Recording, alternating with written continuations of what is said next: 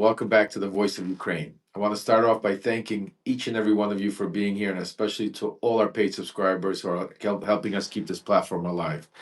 Yesterday, we had some major success. We hosted our first Q&A live, and response was powerful. The questions, the engagement, the energy is what people, why they love it, because they refuse to stay silent. So if you haven't yet, please consider subscribing. And if you're able to become a paid subscriber, your support what makes people like me, Malcolm, Alex, keep doing and keep telling you the truth from inside out. So we're going to jump right into it because there's a lot to break up. We've been telling you for weeks now, while the media has danced around the edges, we've been reporting the reality. And today, the reality is finally starting to crack through. So we woke up today with some breaking news that dropped that Senator Marco Rubio is now publicly stating that the United States may be walking away from the Ukraine peace deal if there's no progress made in the coming days.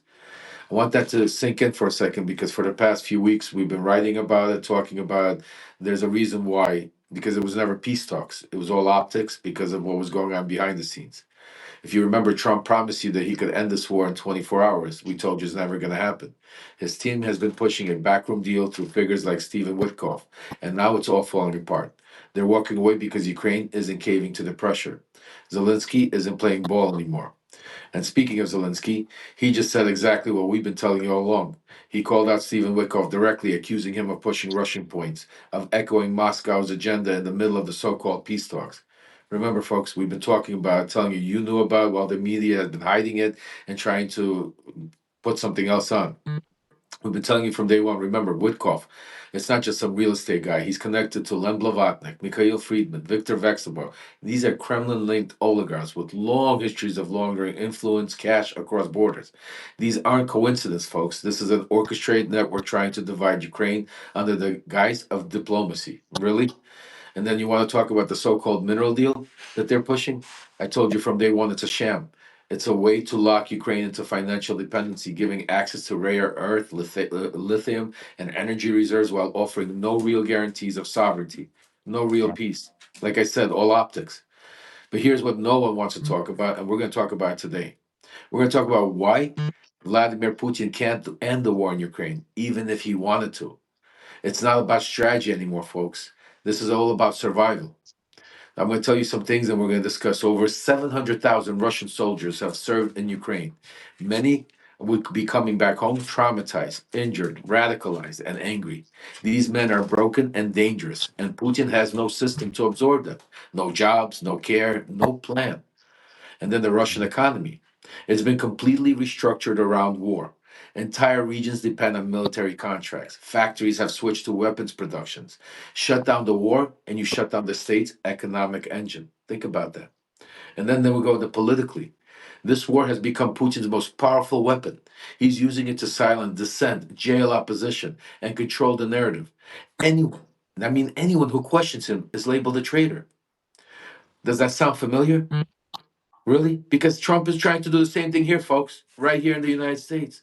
Look at the Kilmar Abrego Garcia case, a U.S. resident deported in defiance of a federal court order. Trump is watching how far he can go, how much the system will let him ignore. He's building his own war, not overseas, but in the United States itself, folks, against the law, against the truth, against anyone who stands in his way. So today, we're going to lay it all out to you. The names, the deals, the betrayals, the reason Putin can't stop, the reason Trump doesn't want to end the fight. So I know it's a crazy day. I want to welcome you guys for the voice from Ukraine. We got Alexander here. We got Malcolm here. Let's break it all down, folks. Lots to talk about. First off, Alex, I want to thank you. I mean, I know there's a lot been going on overnight. The media is not reporting. I mean, these are just the things that we're going to talk about. But the main thing that I'd like to start off with is the bombardment that's continuously going on, the lives that are being lost because yes, we're talking about all of this political stuff. We're talking about how we could stop what's going on, and we're giving you the inside. But what the media is also not talking about, what happened overnight, what kind of bombs are now being used, and what Russia's actually doing while these so-called peace talks are happening. So, Alex, I'm gonna just leave it to you. Thank you for being here. Thank you for what you do. Thank you for Lef. It's nice to see you. Hello, Malcolm. Hello, Lef. Nice to Oh, see you guys. Well, the night has been like any other night. At night, it's been shaheds. It's been bombs. There were two sirens at night, twice. Then early in the morning, as kids were going to school, there was a siren, so they were in. Then the siren went off like 11 o'clock. The kids went to school and right to the basement again. Then eventually at 2 o'clock, I went to pick up my daughter because she says, "Daddy, I'm sitting in the basement." So it's crazy. And also, I spoke to my guys in Kharkiv. They're saying that this morning they had cobs. They dropped cobs.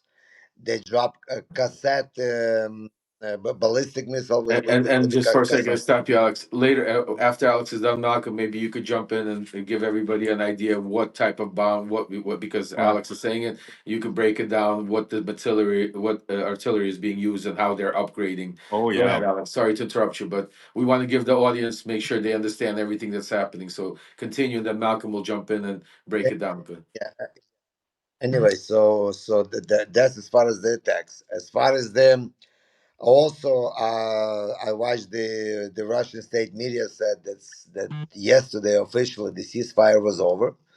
For that they were supposed to be on for past months, and they saying that because Ukraine broke it, and Ukraine broke it. there is not much of peace negotiations to talk about. And when Trump and Rubio said yesterday that Ukraine that Russia has till April 19th to make a decision, Peskov went on the state TV and said Putin doesn't have any plans to make any decisions this week. He doesn't have any plans to speak to anybody either. So this is as far as it goes. But you're 100% right about the war. Almost all Russian economy right now has to do with war. If you stop the war, Russia will suffocate, and everybody knows that. Nobody, like you're right. Nobody wants those soldiers back. Plus, you also right about the Witkov. Everything we were talking about, it was all on the money because in the past two meetings, my sources tell me that past two meetings between U.S. and Russia had nothing to do with Ukraine at all. And Mhm. yesterday, as they signed the letter of intent, I saw it. They didn't The sign mineral deal, the right? agreement. They signed the letter of intent, and Zelensky said, I did not authorize anybody to talk about land. Nobody can talk about land, especially in Albetkov. Those are his words. Right. And we're going to sign the letter of intent. Then they're going to bring it back. We'll discuss it. Then they're going to bring it in front of our government, Congress, and everything else. And then if they approve it, we're going to make a deal. So basically, it looks like they just give this your administration a bond, so they have something to show that there is a progress in it. But the moment they signed the letter of intent, within half an hour there was a press conference that if there is no peace, America is going to walk away with it because then Europe has to deal with it, and Europe knows that because yes, a lot of ammunition, a lot of help came out of France. There was a lot of missiles. There were bombs. There were a lot of agreements signed to help Ukraine. And I read an article that Trump said that he's annoyed with Zelensky. He says, "I'm not too crazy about him. I think he could have handled it better. I'm not his biggest fan. And then, to be honest, he's not a fan of Europe, trying to get involved and help the situation." So those were those are his words that I read about. But this is what was going on in Ukraine, and the sources saying that on Easter Sunday, people are afraid to be because they believe it's going to be a lot of missiles and Hmm. it's going to be devastating. People are afraid. They're Hmm. a little afraid.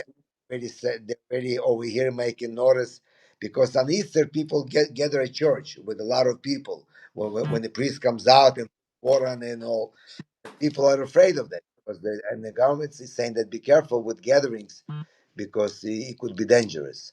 So these are the conditions we live. the conditions our kids live Crazy, every day. Alex. Yeah, I mean, This is where we crazy, are. crazy to But hear that. I just, you want to add to those cassettes and the cops, because cassettes yeah, is meant to kill people. yeah, It's no, especially cassette bombs. you That's what know, they're made for. yeah, Yeah. Alex, yeah, Malcolm. Before you get into, I just want to just say a lot of people have been messaging me and saying, "Love, you look upset. Why are you so upset today? What's her?"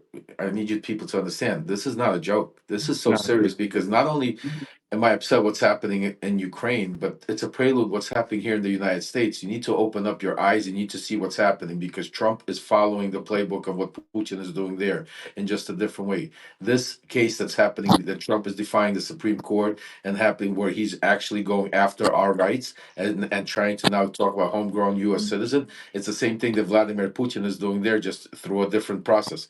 It's called dictatorship, folks.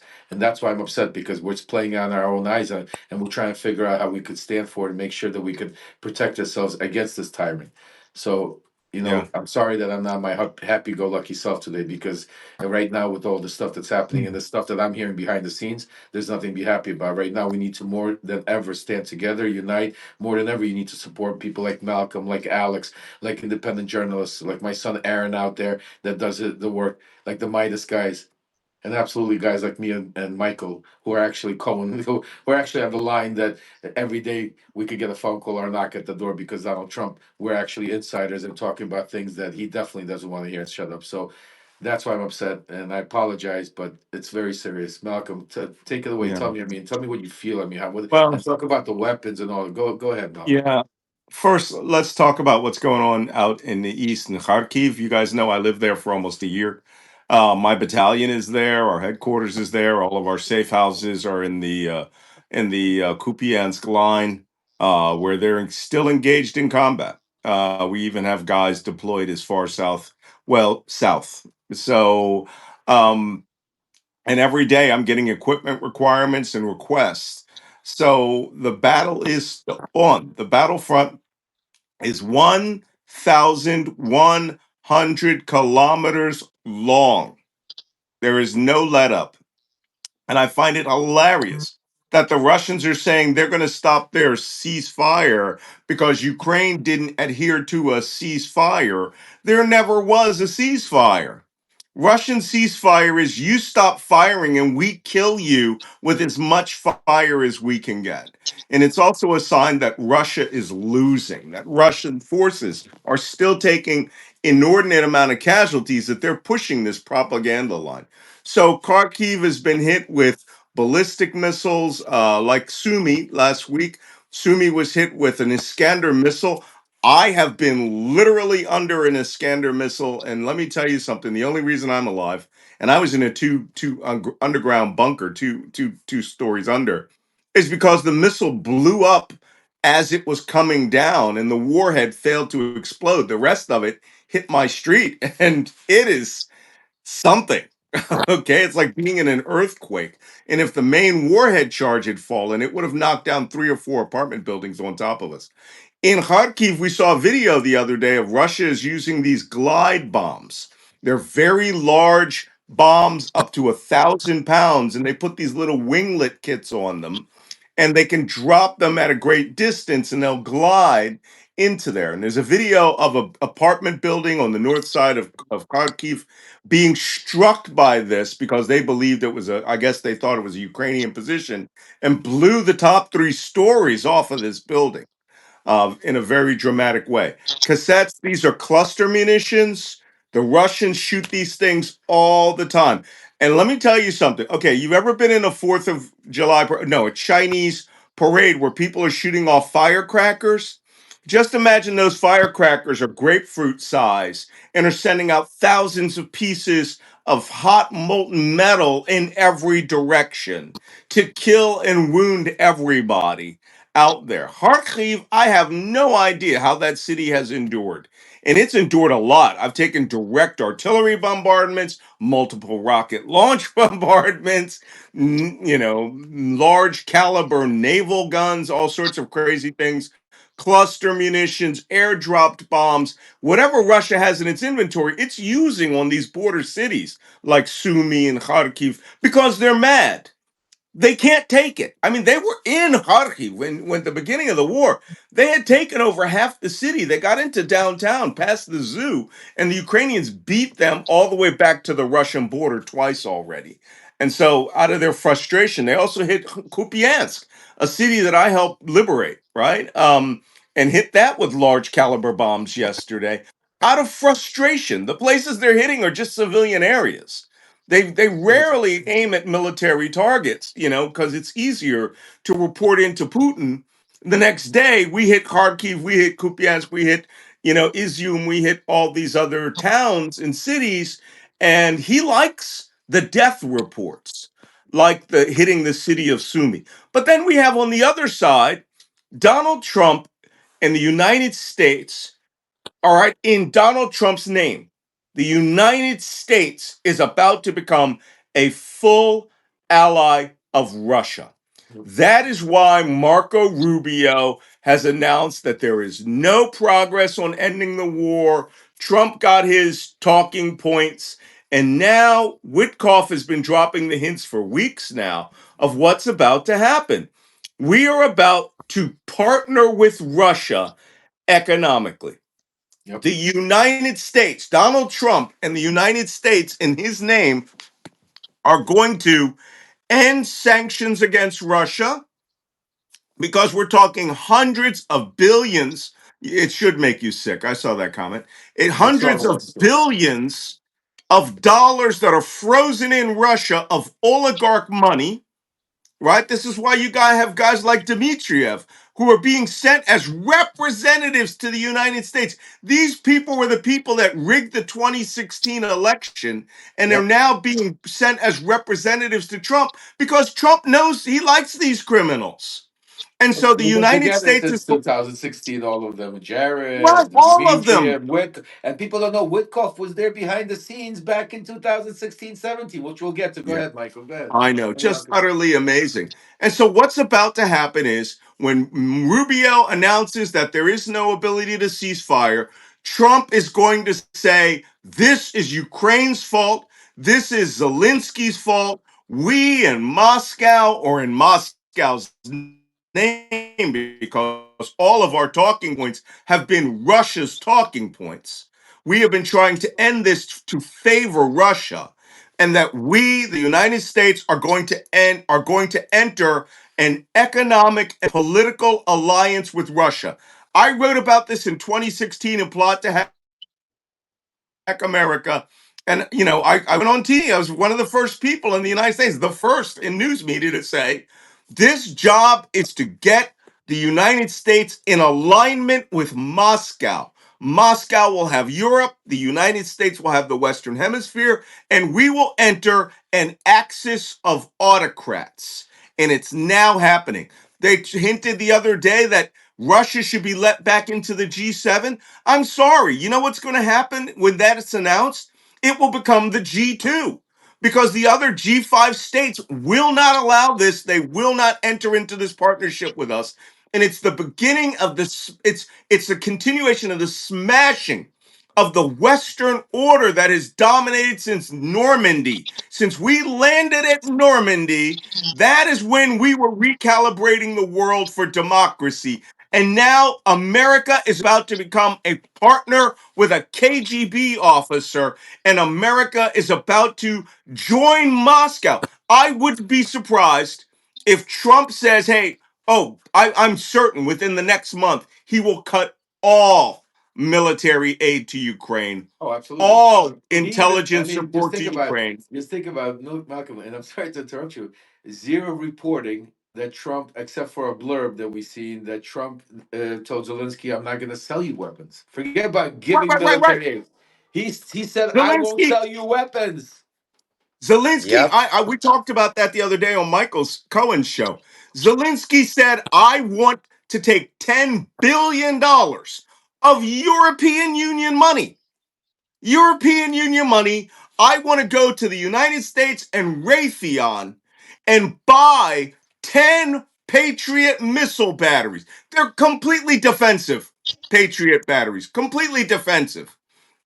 He wanted to buy 10 Patriot missile batteries and all of the accompanying missiles for cash, not American cash, Europe's cash, and Trump said no. No. We will not sell these to you. You come to us and you want to buy missiles now, but you won't accept the ceasefire. That means the other 40 billion that Zelensky put on the table for US defense contractors, there's not going to be any sales. And here's what's going to happen. I'm going to tell you what's going to happen. Despite what the United States thinks, since we're splitting now, Europe is going to sell all of their Patriot missile batteries to Ukraine and do this double fingers up to the United States when the United States says, hey, we don't give you permission. They're going to go, fuck you. All right. Those missiles, so long as the supplies are in Europe and they can go over to Ukraine, those missile batteries will operate. As long as they can get missiles, those missile batteries will operate. Well, aha! People aren't stupid. The French and the Germans have been looking at building a Patriot level interceptor missile that can fire out of Patriot batteries. So no matter how ends up, Europe is going to get a anti-ballistic missile system, and the United States contractors are going to lose out. Defense contractors are going to lose out. The United States will be more isolated, and Europe will get tens of billions of dollars and will defend Putin's airspace. And I'm sorry, there's one thing that has to come back on the table here. Europe, instead of having all this talk about using European troops once the ceasefire is implemented to split Ukraine and take 20%, Europe needs to come back to the table and we all need to start talking about the European air defense zone, that they will defend everything from west of Kyiv, and that French and British troops should come to Ukraine, or Swedish troops or whoever should come to Western Ukraine to defend the approaches from Belarus. And that would loosen up 50,000 or more soldiers who are in the Carpathians, who are up there along Belarus, and allow them to move to the battlefront, which would hasten the end of the war. China is in this war with soldiers. North Korea is a full scale combatant in this war. Yeah. So why shouldn't Europe become one? And you know what they need to do? They need to fuck off from the United States. Yeah. They need to That's say, exactly. sorry, the reason that the United States made NATO was collective defense, but also to make a collective single standard of weapons for every country. And now those countries, 30 of 31 of the 32 NATO nations, can now supply Ukraine without the United States. And it might be best for Ukraine. Oh, absolutely. And just let me take a quick shout out to all of our subscribers and people on here watching and following. We are almost at 1,000 viewers, which is incredible. We With need them to get to hearts. 10,000. We need to get to 1 million. So keep spreading the word. Keep telling your friends. Keep subscribing. Subscribe to Malcolm. Subscribe to Alex. All the journalists out Oh, there. And if you can, your paid subscription mean everything to us because of what keeps us going. And I just want to thank you. And I want to touch on what you're talking about Europe and that what Rubio said today that was a really good telltale is they said we can't negotiate because without Europeans, because Europeans have their own sanctions on Russia.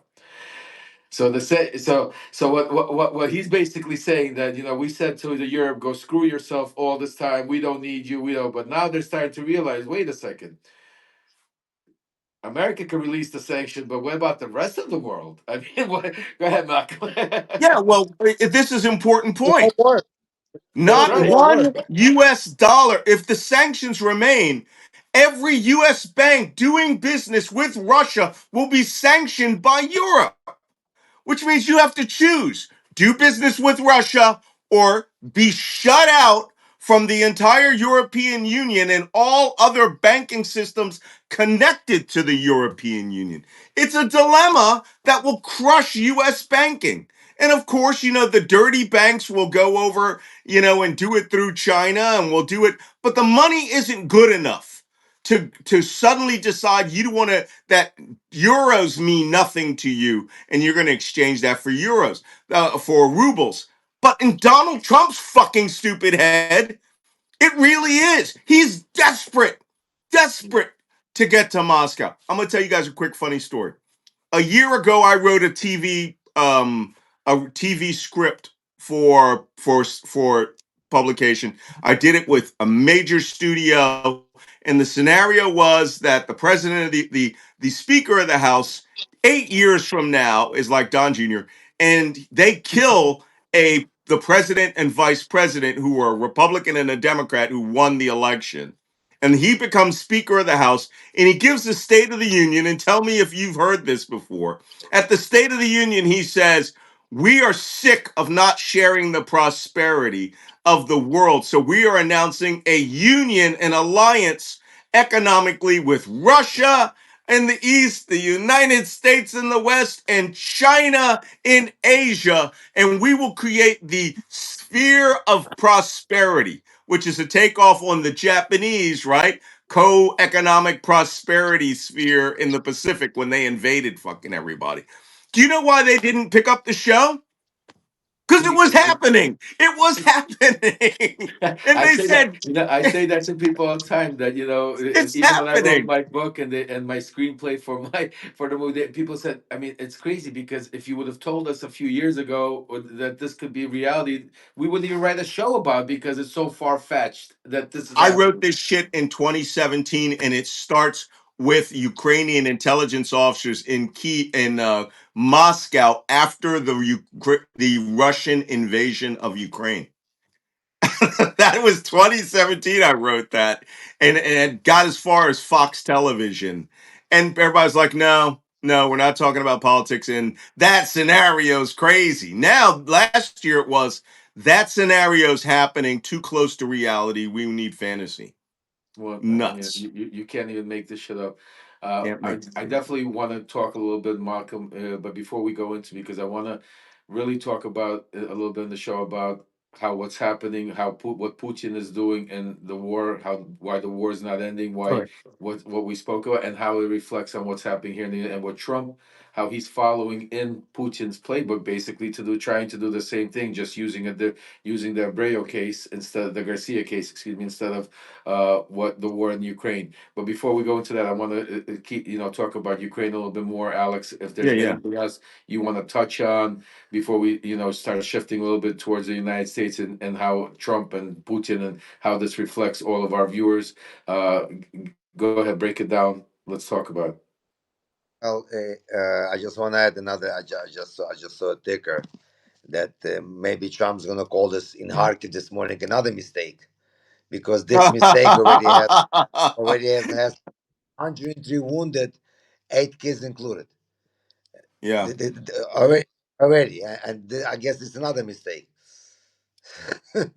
crazy. This is Yeah, he called that attack on Sumi a mistake. I was told it was a mistake. You didn't fucking get told that by U.S. intelligence. You No, didn't. You didn't get. You might have gotten he told never. that He by doesn't listen Tulsi to U.S. Gabbard, intelligence. He doesn't right? listen. But Right? no, he nobody below Tulsi Gabbard told him that bullshit. He's on the Nobody signal in chat. the He's on the Pentagon signal told him chat. that bullshit. We can see those ballistic missile launches. We can tell in advance. I'm not going to let any secrets out, but we often know what the targets are hours in advance. Okay, because sometimes the Absolutely. targeting comes from Of course. Moscow, and you can tell through certain communications pathways they're going to do. And if the 448th, ballistic missile battalion or regiment off of north of Bulgorod starts targeting a ballistic missile, it's pretty clear it's going to Sumy or it's going to Kharkiv. And Right. so it's just like, oh, it's an accident. We meant to hit, soldiers 500 miles away. No, you've been doing it for 4 years, aiming at civilians. It's 4 years, 2014. They've been doing it for 11 years, aiming at civilians and mass murdering civilians. And these dumbasses believe every freaking word of it. And the real question, before we go off on Ukraine is, Lev, tell me what the fuck? Why is this man in love with Moscow? He is literally he's not the Manchurian candidate. He is a Russian agent. He not an agent. He is a man of Moscow. He views himself as Putin's deputy. I mean, Why? Malcolm, great question, and I'm gonna break it down. I write about it in my book. If you saw the documentary, and I mean, there's also the movie that came out about Donald Trump. That's playing. I mean, definitely one. The bottom line is you have to understand where Donald Trump comes from, where Donald Trump grew up. He grew up in Queens, Berkeley. He grew up in New York at a time in the 70s and 80s where there was a huge control of the mob. Right, And then at that time we were also at a Cold War with Russia. right, So you have to understand this is when Donald Trump grew up. Donald Trump grew up idolizing mobsters. His father was a very authoritarian guy. I worked for his father, Fred, when I was 16, selling condos, Trump co-ops back in Brooklyn. right. And Trump came from that authoritarian, always family of where it doesn't matter, doesn't care as long as you succeed. It doesn't matter what you do. And then when he got a little older and got his way, he met this gentleman by the name of Roy Cohen. A lot of you might have heard about Roy Cohen. Roy Cohen was he was a famous mob attorney, also very politically inclined, and he was Trump's kind of like. Uh, Key to everything that Man, happened authoritarian, like a mentor. He taught him Right. what to be. And later on in life, Trump turned on Cohen also. When Cohen got AIDS and was dying of AIDS, Trump turned on Cohen and all of that also. That's just to show you Wow. there's no loyalty whatsoever. I mean, Trump walked away from him, and left. He also turned on his brother. He also yeah, turned on his brother. yeah. I mean, absolutely. I mean, Oh Trump. yeah, yeah. There's no Mary way. I Trump's mean, father. exactly. Turned on his brother. So you have to understand a lot of people that live all over the world don't really understand dealing with mobsters. Every building Trump built in Manhattan, in those days the unions were controlled by like the Gambino, the Genovese, all Right, of these right. top. So Trump dealt with some of the top mobsters out there to be able to get these deals done, and he was groomed from a young age to watch between Roy Cohen and these mobsters. And remember, he also had the casinos, which were all mob controlled. So he grew up in an atmosphere where you do what you want as long as it fits you. You never take anything back. You always, say what you want to, and push the message and just go forward. And Roy Cohen taught him how to never defense, always attack. That's why Donald Trump has always sued people, has always attacked first, and has gone after. And you see it till this day. He'll go after a regular young reporter that might, or a girl that's, trying to do like Greta, change world change. I mean, he Right, doesn't right. care. He'll go after anybody, and that's Donald Trump. He then graduated because then in the 90s when the wall broke down and Russia started becoming free, you said a lot of money laundering, a lot of money from Russia start flowing into the United States and all over the world. And one of the places they all came was New York, because back, if you read my book or you saw, there's a place called Little Odessa in Brighton Right. Beach called in New Brighton York, where Beach. it's a huge community where I grew up and where all the Russian, Ukrainian, and Jewish immigrants settled. Right. So they all came to New York. And when they came to New York, they didn't buy apartments on Brighton Beach where it was the L train. They went and bought apartments in Manhattan, Trump Tower. Gotcha. And that's when Trump graduated and moved on from basically being loving the mob and being fascinated by the mob to graduating to now watching Putin and Russia and authoritarian and how much money was flowing out there because such a criminal. I mean, this is what we talked about, Stephen Witkoff. Going back to Molly's game in Trump Tower. We wrote about it. Golubchik. These are organized criminals. Taiwanchik. These are all penny stock. It was everything. Absolutely, there was that was the day '90s when everything. And Trump graduated in this era to start looking up to him. But all along, Trump always had the eye on the White House. He's made a couple of, even Roger Stone earlier floated that with him to to Hmm. make a run. So when he started growing. But Trump also had one thing I want to let you guys know an insight with Trump. He's always grown up hating the world and rich, powerful European nations. And this is, I'll give you an insight Wow. that nobody knows about. There's a reason for it.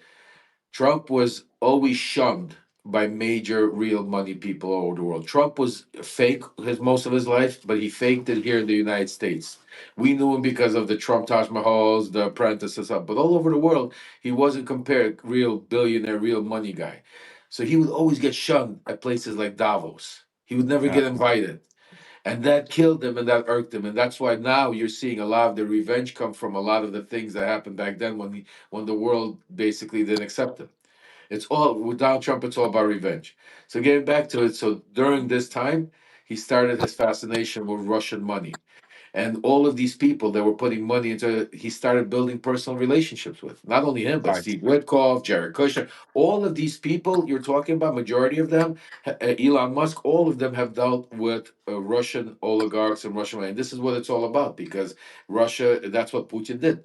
Why Putin became so powerful? Putin basically said to himself, "I'm going to instead of spread out like spies, he made his Russian oligarchs like conduits as an octopus from him to Right. go all over the world and take money, Russian money, and Mm. invest it and buy up all of these prized possessions from the United States. I mean, they bought up buildings, factories here. They control, there's so much Russian money that controls that. And I'm not even talking about the lobbyists and the special interests and the PACs that we could go into every time, but just, all over Europe.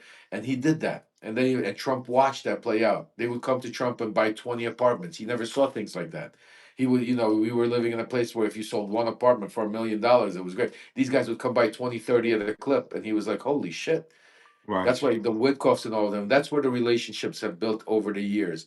And they were always there, from Trump's children to people like the Felix Saders that worked for Trump, Michael Cohen that worked for Trump. All of the, I mean, everybody, me, myself, that was said, all of us had connections to that side, and it was all intertwined.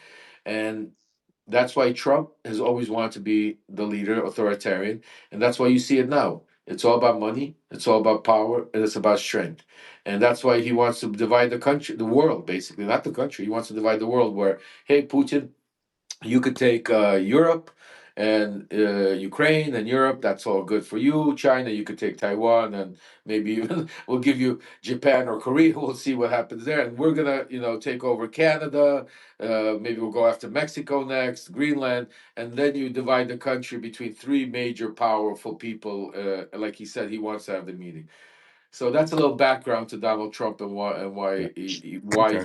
he looks up to all and why he's in there. That's why and I'd like to segment into it, Malcolm. That's why I think it's so dangerous. That's why I'm so upset because watching the way he's now what he's doing and hearing the things that I'm hearing inside about the way he's using this Garcia case and the way he's defying the making the constitutional crisis, defying the what's it called court orders. This is all a prelude. People Right. are thinking this is huge news. And it is huge news, but this is just the tip of the iceberg to what's to come. To Right. because once the dam breaks, the water comes. So the first one is the hardest, and this is what people don't understand. It's like the first breaking news of constitutional crisis. Once you get through that, everything else becomes just like with Donald Trump. It's just another news cycle, another do, and that's why, you know, I know a lot of you are saying, "What can we do? What can we do?" First of all, I'm going to tell you right now, you could support this platform because out of all the platforms out there, Substack right now is the fastest growing, and we're having our voices heard because on all the other platforms, our voices can't be heard and we can't tell you the truth. Tell a friend, a coworker, a family member, pass it on. Restack the messages. Subscribe to every single one of them. Subscribe to Malcolm, to Alex, to myself, to Aaron Parnas, the Midas guys, all of these independent journalists out there. Yeah. Make sure you do that. And for those of you that could go the step further and that has the capability, absolutely become paid subscribers. Because not only will Yeah. you get a great inside concept from all of us on our different platforms, but you're going to support the movement. And then what else I'm seeing out there? What we need to keep doing is this hold hands or hands on. I'm not sure misquote, Hands but off. there's a movement. What was it, Malcolm? Hands Hands off. off. Hands off, hands off. Yeah. The It's growing. protests. It's growing. This is what Malcolm keeps talking about all the time. Peaceful protests. Call. Make sure you go to these town halls. Hands off. Exactly. Go out there. The bigger the movement comes, and we keep talking. When you hear Michael Cohen keep talking about when we do our Unleashed, I keep talking about. Malcolm keeps talking about. We keep talking about the same thing on that. We're building a movement, folks. This is Yep. not, and we're grateful. We have 1,300 people watching right now at 12 o'clock on a Friday. It's incredible, incredible. And we, God bless all of you. But we need that to be a million. We need to be 10 million. We need to be able to be felt, because the only way we're going to save our democracy, the only way we're going to win this war against Donald Trump is but numbers. It's be able to be because that's when we'll have a voice. Because what he's trying to do is trying to divide, conquer, and it's very difficult to have a voice when you're on your own, or when there's 300 of you, or 1,000 of you here, 10,000 of you here. All these voices, Donald Trump will shut up. But when we become powerful, when we're one voice, one message, unity. That's when it becomes a difference. And that's what Malcolm talks about, the color revolution. That's what you hear. But I also warn, make sure peaceful, because you see what he's doing. All right. Don't give him an excuse, because the second you give him that little excuse, he will come out like the rat we've never seen before. So I know it's difficult to toe the line, but you have to. This is where it is. This is the new revolution. This is the new fight. We're not doing it with guns and what's. We're doing it with our voices. We're doing it with truth. We're doing it with power. And that's why every single one of your subscriptions and follows and texts means everything to us. So please follow everybody here. And, again, I'm grateful and thankful. Go ahead, Malcolm. What do you want to Yeah. add? So in our last 7 minutes, what do we talk about? Kilmar Garcia.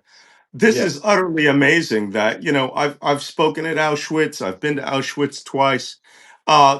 Build to make an agreement with another government. By the way, let's talk about Bukele in El Salvador. This guy overthrew his own Supreme Court, overthrew the members of parliament and the attorney general, brought armed soldiers into their House of Congress on days of their votes, and physically intimidated them at gunpoint, and they made him president for life.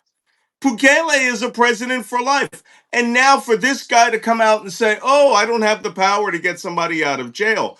Chris Van Hollen came down there, and that's when even the El Salvadorians understood, if we don't show this guy alive, all right.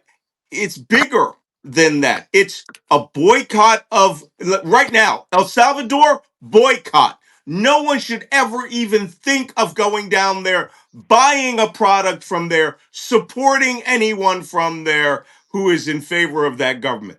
So now we have that incident going on where Chris Van Hollen finally goes and sees him. He probably will get it released eventually here. But on the other hand, we have Eric Prince of Blackwater, Yes. according to Rolling Stone and Politico, is going to get a $25 billion contract to take U.S. veterans and cops and create a hunting force that will hunt down illegal immigrants and will ship U.S. prisoners from U.S. jails to El Salvador. 100,000 of them right now is what the number is. And those 5 new prisons that the El Salvadorians are going to build are going to become U.S. territories so that they will be able to deport any person. I want to point something out to you. The first concentration camp, the first death camp, was not a concentration camp or a death camp. It was a prison, Dachau, west of Munich, which I've been to several times. Before it transitioned into a work camp, then to a concentration camp, then to a death camp. Right? You can't say. And who did they arrest first? Priests, political dissidents, Religion, political, communists, socialists, any person that spoke up, and media, days. media journalists. Media journalists, that's who went to that jail first, and most of them didn't survive. So don't think it can't happen here. Tara Setmeyer made a great comment the other day at Michael Cohen's town hall with Michael Cohen and Jim Acosta when she said, do not fail to imagine that they won't do the worst or aren't already planning to do the worst, because the little things we're seeing shows it's just one more step to murdering people. It's one more step to just disappearing them into the ocean. They have people wearing t-shirts that say Pinochet did nothing wrong, with a picture of a body falling out of an airplane, because Pinochet in Chile and the Argentina junta used to disappear you by flying you over the Atlantic Ocean and kicking you out alive into the middle of the ocean from 30,000 feet. So Be aware that these are all the baby steps of a murderous dictator, and he is a tyrant right now. And we, the Constitution, the Declaration of Independence was a document against a tyrant. And we now are getting it every day from these guys. Crazy. Oh, Lev, go ahead, I just Alex. Yeah, go ahead, I, please. Go ahead, I want Alex. I want to add a little bit from the personal experience to what you said about standing up and standing as a band, because finger can be broken, but the fist breaks the walls. So people get together. I was in Ukraine, and when in 2014 they took Crimea and Lugansk area and Donetsk area, it was like two different worlds. People that lived in the rest of Ukraine, they lived their own life, and they didn't really think much or care much about what the shelling was going on there. And it was all divided. It was like in America, Republicans, Democrats, just like over here, party. You remember?